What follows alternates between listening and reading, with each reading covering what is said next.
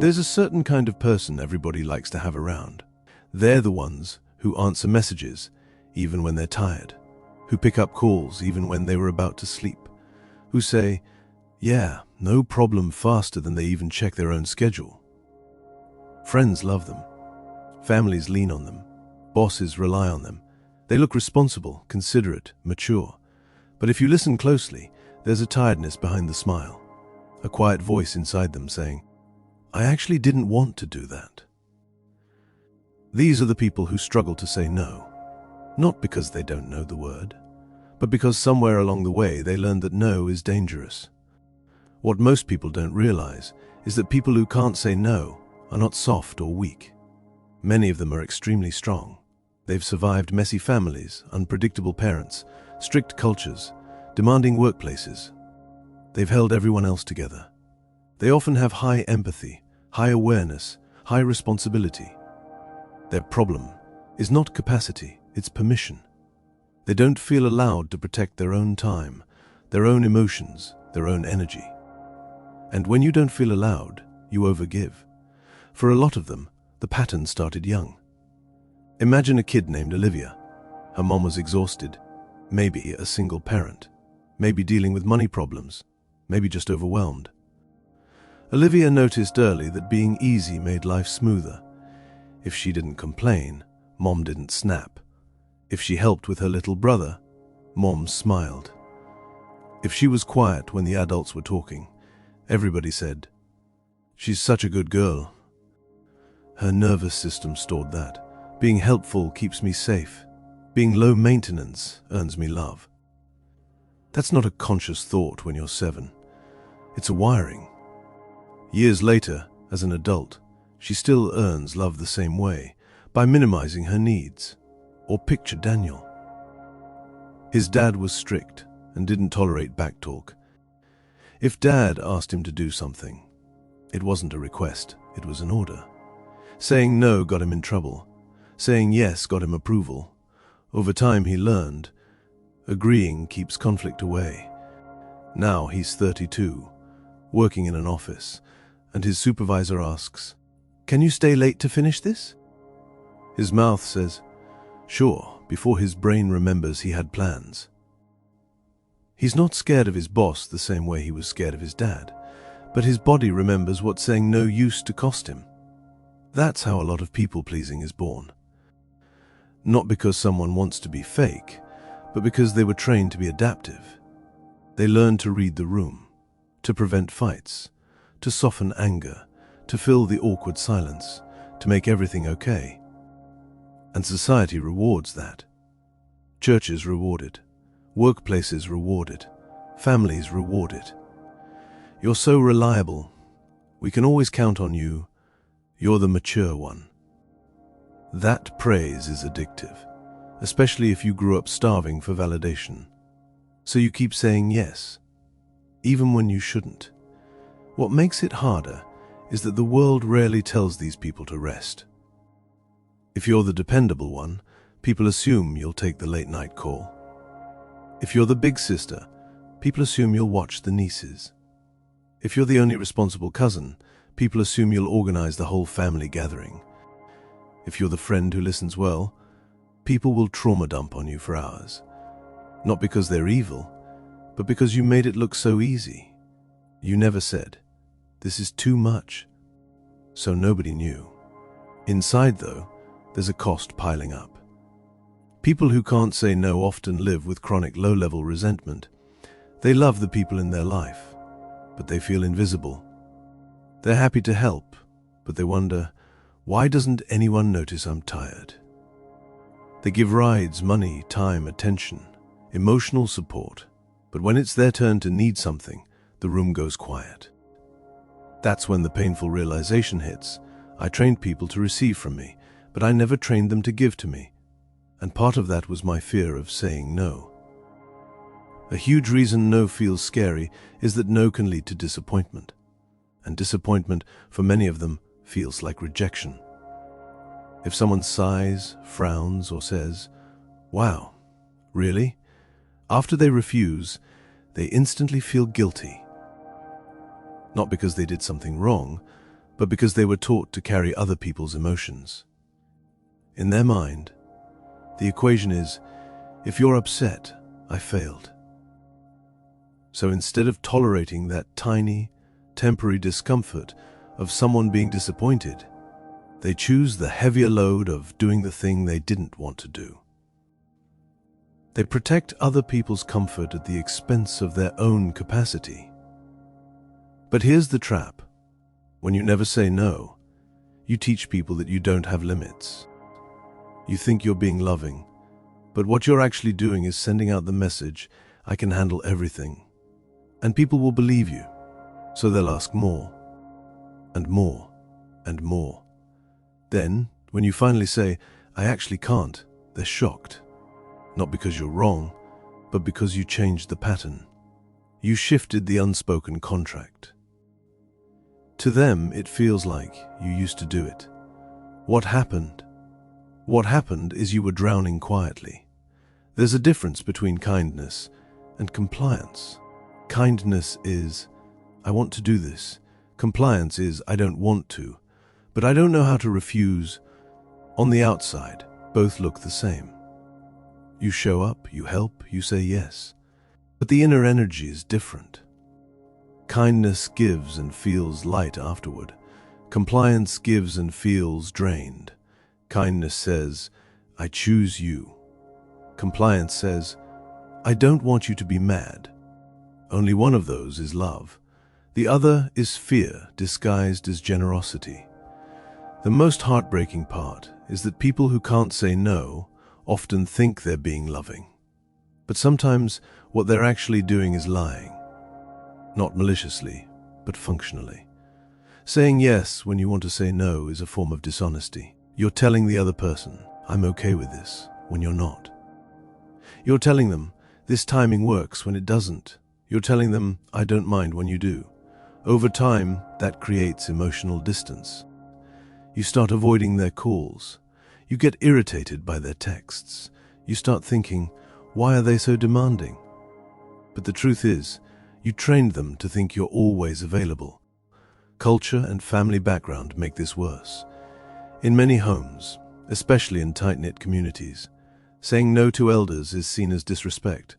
Saying no to relatives is seen as you've changed. Saying no to siblings is seen as selfish. So you grow up believing your time does not belong to you. Your energy is community property. If your aunt needs you, you go. If your brother needs money, you send. If your parents need tech help, you drive over. No question. To set a boundary in that environment is to risk being labeled rude. That's a heavy price. So most people pleasers pay with themselves instead. Romantic relationships also expose this pattern. People who can't say no often end up in lopsided partnerships where they do the emotional labor.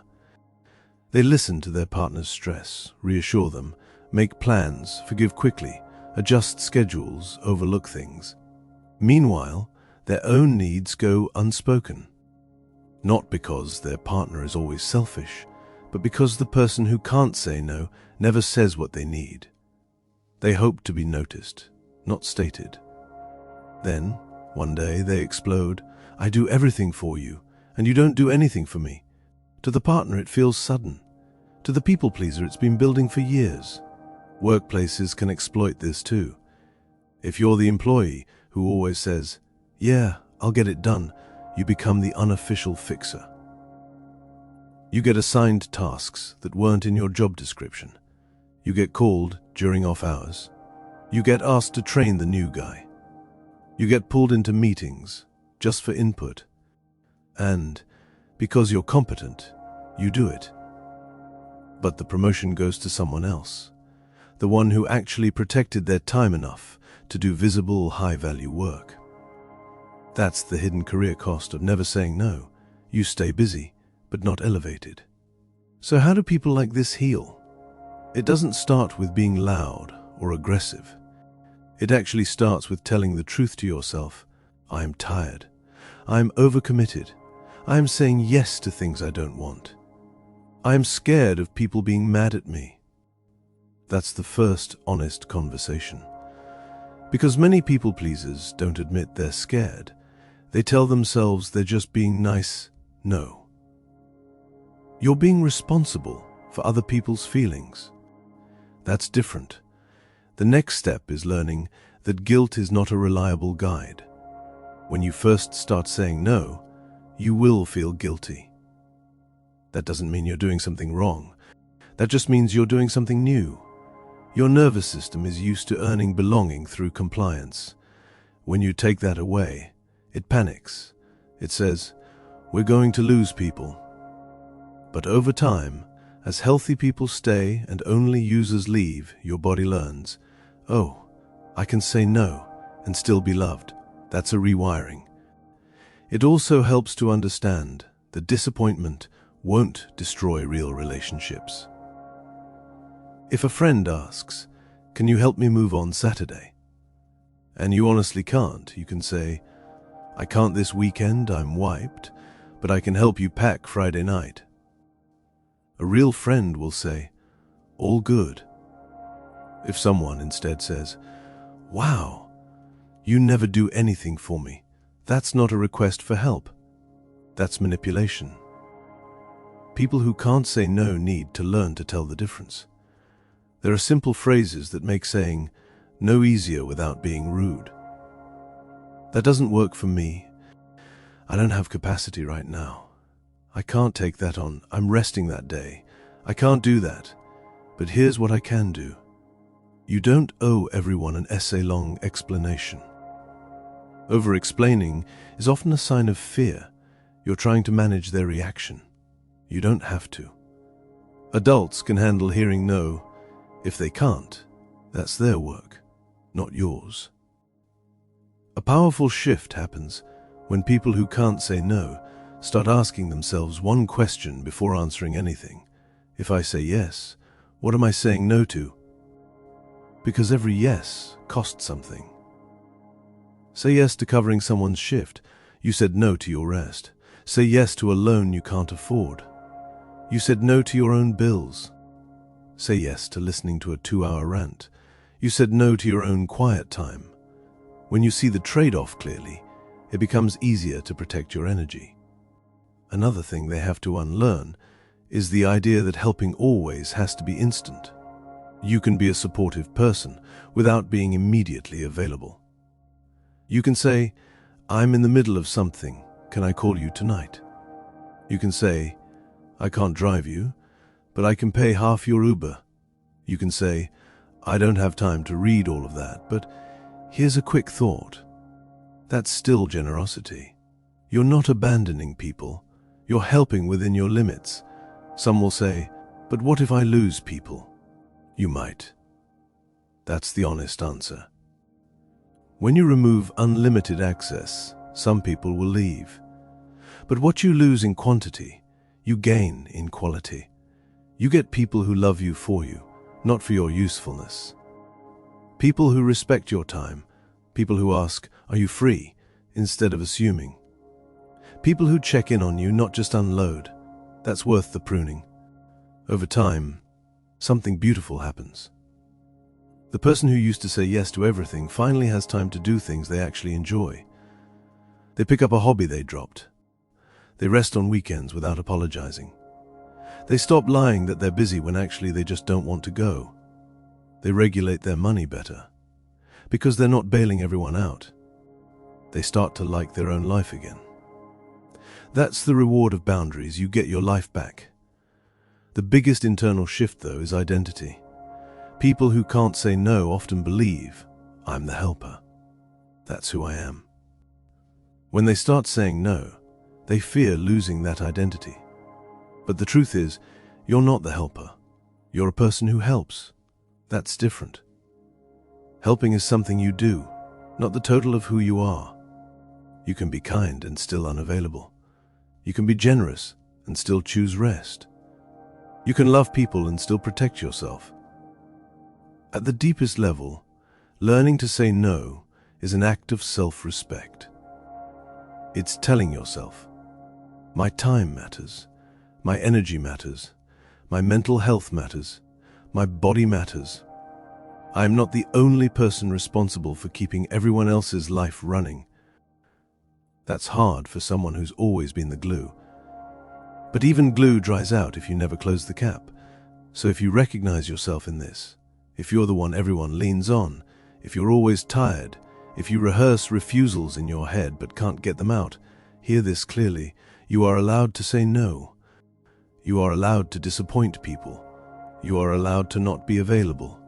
You are allowed to rest. You are allowed to choose yourself without being a villain. The people who truly care about you will adjust. The ones who only cared about your usefulness will fade. Let them. Your life is not a rental space for other people's emergencies. You get to live it. You get to enjoy it. You get to keep some of your energy for your own dreams. Saying no isn't rejecting people. It's stopping the habit of rejecting yourself every time someone else wants something. And once you taste that kind of freedom, once you realize the world doesn't end when you protect your boundaries, you start to do the bravest, healthiest thing a former people pleaser can do. You say yes only when you mean it.